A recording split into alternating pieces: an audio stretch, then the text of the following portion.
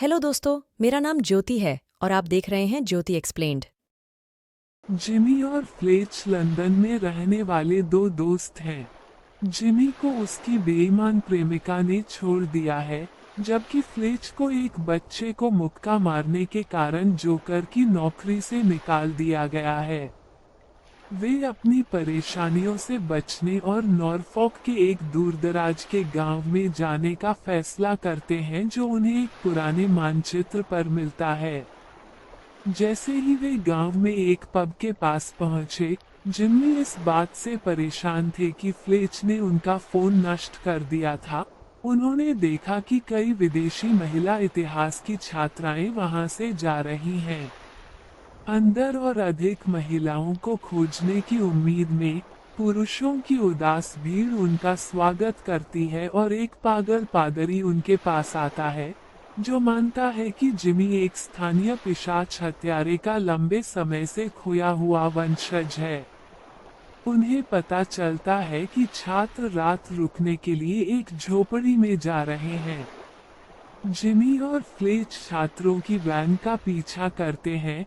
Engine खराब हो जाने के कारण वे उसे पकड़ लेते हैं और उनका परिचय हेरी, लोटे, अंके और ट्रूडी से होता है। उन्हें वैन पर एक पार्टी में शामिल होने के लिए आमंत्रित किया जाता है। समूह अपने गंतव्य पर पहुंचता है, लेकिन उसे पता चलता है कि गांव पर एक अभिशाप छाया हुआ है। प्रत्येक बच्ची अपने 18वें जन्मदिन पर समलैंगिक पिशाच में बदल जाती है। एक पुरानी किंवदंती है कि पिशाच रानी कार्मिला ब्लड मून की रात के दौरान गांव में आई। उसने वहां के पुरुषों को मार डाला और वहां की महिलाओं को अपनी बुराई के लिए बहकाया। जब भूमि के शासक बैरन वोल्फगैंग मैक्लेरन जिमी के पूर्वज धर्मयुद्ध से लौटे, तो उन्हें पता चला कि महिलाओं में से एक उनकी पत्नी ईवा थी। बैरन ने एक पवित्र तलवार बनाई, फिर कार्मिला को हरा दिया। मरने से पहले कार्मिला ने गांव को श्राप दिया था, जब मैक्लेरन की आखिरी वंशावली का खून एक कुंवारी लड़की के खून के साथ मिल जाएगा, तो कार्मिला पुनर्जीवित हो जाएगी। फ्लेच और जिमी महिलाओं के साथ रात बिताते हैं। हेईदी और अनके को पिशाच में बदल दिया गया है। लोटे के इस बात पर जोर देने के बाद कि अन्य लोग उसके लापता दोस्तों को ढूंढने की कोशिश करें, वे देखते हैं कि ट्रूडी को बदल दिया गया है। ईवा, कार्मिला की मालकिन, लोटे को समलैंगिक पिशाचों के अपने बढ़ते कबीले में शामिल करने की कोशिश करती है।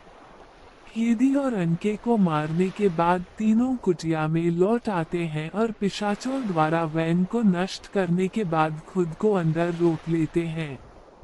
जिमी की पूर्व प्रेमिका जूडी दरवाजे पर आती है और जिमी रिश्ते को छोड़ने के लिए तैयार नहीं है, उसे बेडरूम में ले जाता है।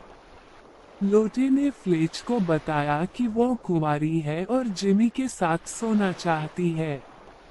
पादरी उस पिशाच हत्यारे पर शोध करता है जिसने खुद को हथियारबंद करने और जिमी को खोजने के लिए निकलने से पहले कार्मिला को मार डाला था। जूडी खुद को पिशाच बताती है और संघर्ष के बाद फ्लेच और जिमी उसे मार डालते हैं। पिशाच कुटिया के पास पहुंचते हैं और जिमी अनजाने में उन्हें अंदर आमंत्रित करता है। ईवा को पता चलता है कि जिमी उस बैरन का वंशज है जिसने कार्मिला को मार डाला था और लोटे एक कुंवारी है और उनका अपहरण कर लेती है। पादरी फ्लेच को ट्रूडी से बचाता है और फ्लेच को गांव और जिमी की पहचान के बारे में सच्चाई बताता है। वे पादरी की क्रूज से ढाकी कार में जिमी और लोटे के पीछे जाते हैं।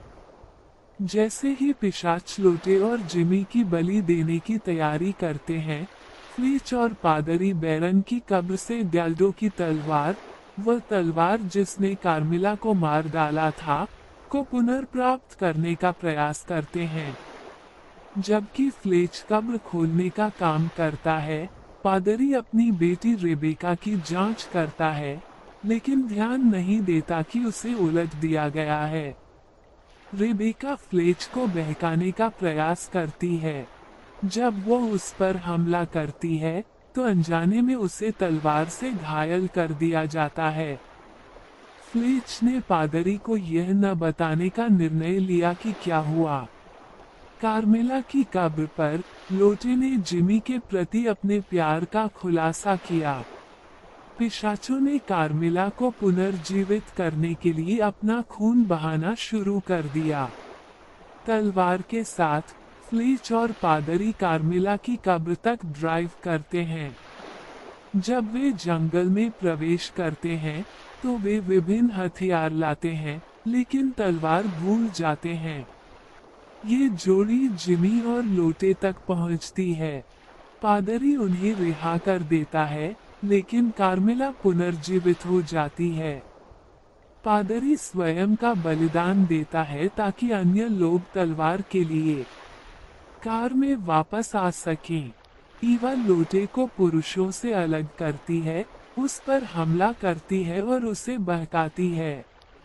लोटे जवाबी कार्रवाई करता है जबकि फ्लेच और जिमी हथियार लाते हैं। लोटे ने ईवा को उसके क्रॉस नेकलेस से मार डाला, जिससे कार्मेला क्रोधित हो गई।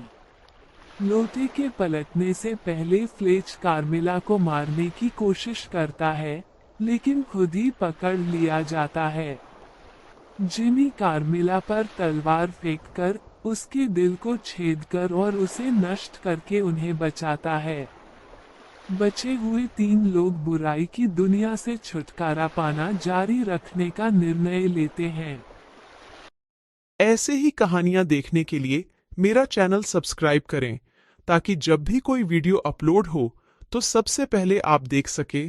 धन्यवाद।